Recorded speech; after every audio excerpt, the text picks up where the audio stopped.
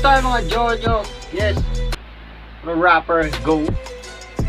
Mga pasilad nagato at ngayon yan sa channel. Ilad nagato, basura. So, whatever. Tapos ganyan, ang sa tuwing i-review ay ang walang iba kundi sa tuyang makabayan rapperess na si Easy Meal. Yeah. Kansarong daw sa na nagsikat itong kanta niyang Karinyo, brutal ay de. Karinyo, brutal. Karong Karinyosa itong panalo, yes, itong panalo sa Wish 1075 sa US. Nag-trending tulos si Tudoy ning ginagabot ning pirangal daw.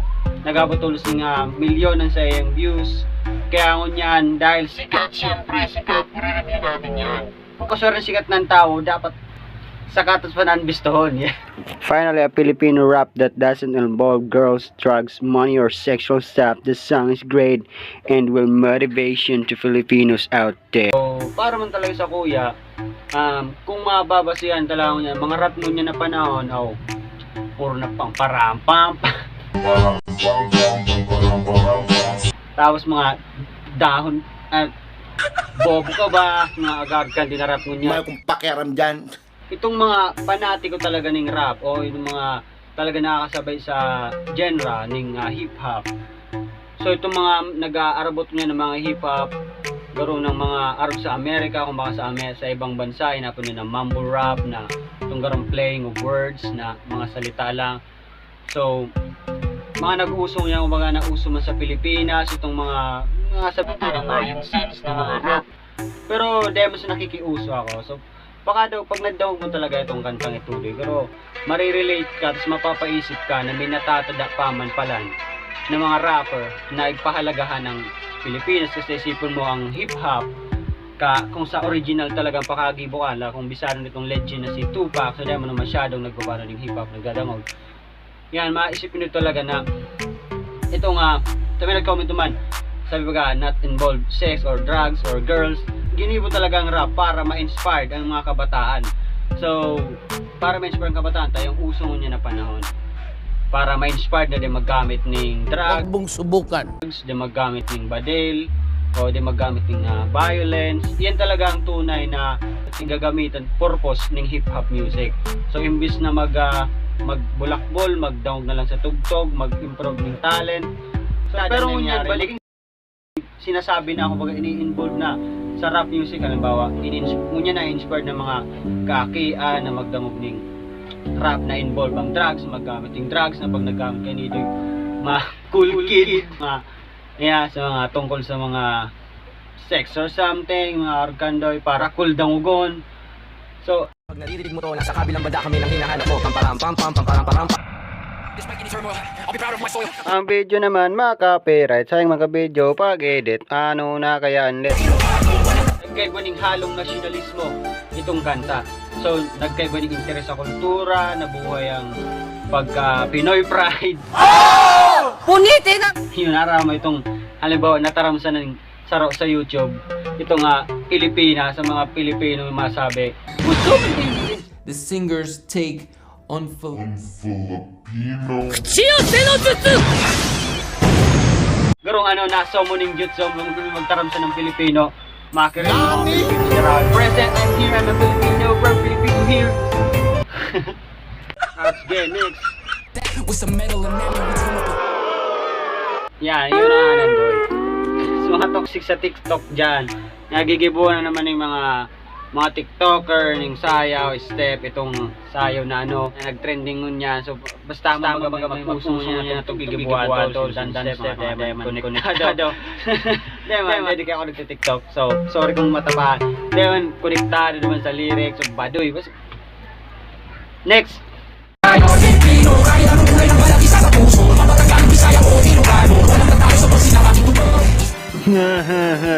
Dilabas mga prop niya. Tumigil nga kayo. Di naman kayo nakikinig ng rap kunwari pag wala naman kayong alam dyan. Kilala siya dyan. At syempre, di mawawala itong mga gatekeepers. So, gatekeepers, kumbaga, may definition siya pero masabi mga gatekeeper itong feeling na Ano naman siya Pilipinas ang dito. Madang rap music kaya mas hindi daw ng rap. So yan naman yung mga Pilipino. kung mga basta mga harkan doy mga ano, kumbaga habo nindang mahiling Mga tao na mag-discover ng bag. oh. Yan. So ba sabi tayo ng iyakin. So may pinaglalaban. So may mga tao talaga na halimbawa siya, nagdadog talaga siya ng hip hop. So may mga tao talaga siyempre nag-uso si Isimel, masabi nakikiuso ka man lang, dahil ka man talaga ito ng hip hop. So ang ibalugod ng mga artist dahil man talaga tingnan naman ano ko sa napag-uso. Yung mga art talaga yan. So para sa kuya, paano magiging sikat ang sarong kanta kung dahil man kung mayong ibang manaw, kung itong target audience niya lang, itong mga nagdadaw ng hip hop, ano ta, arg ka to lyrics niya. So para talaga ito sa gabos. So wala ko pinaglalaban, bros. Na-trigger here. Pero understandable. Mga Pilipino tayo eh. Arg talaga. Nagbabatakan pababa. Ay, nakakasadisipin pero yun yung totoo. Up in Spain, but the letter S is silent. Tanga ng lingaw na lungkutan. Alala mo na naman 15 billion. Ay nako, yes, human talaga pinaka dakulang bangungot sa Pilipinas. So yun na nga nandiyo nagkaigo lamang kitang date na pagka-proud bilang Pilipino, pinaalala mo man itong ugali ng Pilipino, aloks na. Makahabol na talaga mga Pilipino sa mga panahong inidoy. Tayo na nga ng kalokohan ng mga Pinoy, kung ano-ano, political, whatever. Kung na maging isang Pilipino, sana hindi na ako Pinoy susunod na buhay. Yun na nga nito, dahil naging kumbaga nabuksan ang pagiging nasyonalismo ng mga tao sa pamamagitan sa naning art o music na nag-usungon yan. Yun na nga sa ginibong style ni Jose Rizal, ni Bluna Brothers, mga ilustrado, yung mga nagigibon nindang kay Tudoy si Jose Rizal sa pamamagitan ng pagsurat sa mga Pilipinong nabulag ng Spanish government na brainwash. So, ang ginibo ni Jose Rizal sa pamamagitan ng surat niya, naggibo siya ng mga nobela. So, diyan naman talaga ipunto mismo itong mga na karakter na inidi ang ibig sabihin. Kaya so, sa sobrang pagbasa ng mga tao, naaliw yung mga tao kasi may kampanon, dahil pa man uso ang hip hop.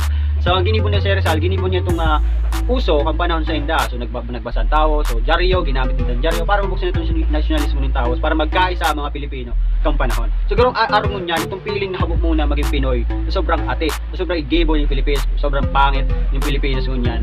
Smadog mo itong kantang ito, saro lang sa mga ambag, itudoy ng pagiging nationalismo. So grabing mga Pinoy, yun nga nito rap, mga artist ng Pilipino, kay Glock 9, saro si Glock 9, nagdudugo kay Glock 9, kay Tudoy, so grabe pa, may mga halimbawa saro si Glock 9, mga tugtog niya, mga kantahan niya, mga rap, so more on inspiration, more on mga Pilipino, kung mga situation ng Pilipinas, lang kan iba lang si Glock 9 itong mga talagang pure OPM rap na tigwin niya. So saro lang si Isimel na nagmulat ngunyan sa mga Pilipino. So hindi ako nakikiuso talagang nalupitan lang talaga ako. So di ko magkapuan mag-record doon sa babaeng trending ngunyan nagkaroon ng burukang rapak. So ito talaga si Isimel kaya na-release ang kantang Itudoy September pa. So inot kong na si Isimel kasi itong pag 24 bars challenge, kasi nauso ang 24 bars challenge kay Turi. Siya lang itong na gayunan kung yun na nga ito demo nagtatawag ng rap music, yung mga hip hop. Tadi akong hilig talaga dyan. Nasado niya, may talent siya. Kung sarap man sana makaskas ang niya. Pero siya pero influence siya ni Eminem. Sa maano man din mamamasdan mo pag dinog mo itong ibang tugtog niya, mga kanta niya. Mamamasdan mo na ang niya, influence ng diet kay Eminem. Kahit saan ka talaga pumunta o lumingid, kahit na inaangat ang pangalan ng Pilipinas, may mga taong dami account pa rin ang gagamit ng hihila sa'yo pababa. Apo dyan, mga duwag, mga traidor, umatay tao, siyempre batak pababa. So, ang mga kay ngunyan, ang mga nangyayari ngunyan, duwang naghahalo ngunyan ng kwening mga Pilipino. So, may mga Pilipinong mga nagayunan kaya itong kanta, so dahil lang tig-admit yun ang advance na nga itong isip nila, baka sabihin sinda na nakikisubay ka man lang sa uso, yun na nga nito yung baga pag ang mga Pilipino may mahiling sa nawagan na ibabat kasi ang Pilipino dahil masala paarangatan, paparabaan pa sa Pilipinas, araman naman yan. Dahil masabing may mga mabatak talaga sa bababa, so dahil ka na lang sa Pilipinas mas magayon na siya na magtahimik, pero kung yan tamim review kung may reaction ka, Mag-ibo ka man. Next. Oo na, mga na si Costa. Pinatugtog. Tapos din naging sad boy sa kanta na itong si Biana ni Costa Dick. May ibababa kang tao para umangat ka. Ano yung naglaw sa isip mo? Talangka. But the letter S is silent.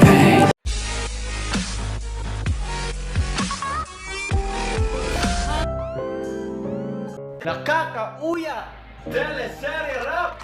Mag-aaway na magkapatid pala. Yan ang tunay yan.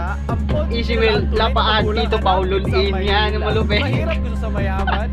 Landian sa siyo. Ay, napagtipan na si Tito Pau. Yaman sa huling episode. Bubungguan ng biglaan. Kunyari mulat-mulat. Teleserye rap. Sa totoong buhay. Yan ang realidad. Laki ng budget. Pero hirap na hirap Okay. So next. Sige, si Tito Paulol, wag mas maorog si Tito Pau kaysa Twitch. Iridig mo to, nasa kabilang banda kami nang hinahanap mo.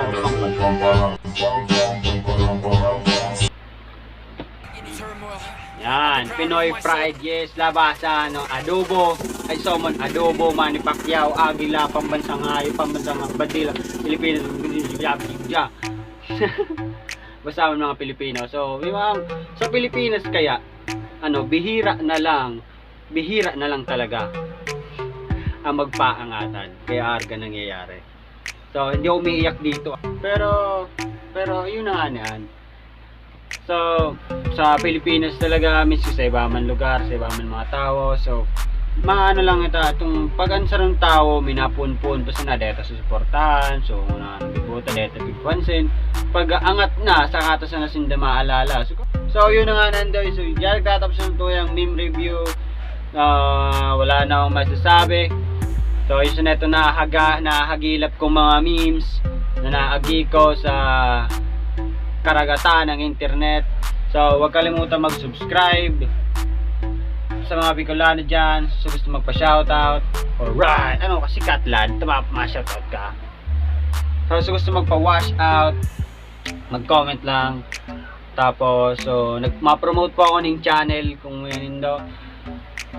Sa channel ko dahil ko ma-promote. So, tabangan daw ma-reach ang 500 subs. Yan. Ilad out.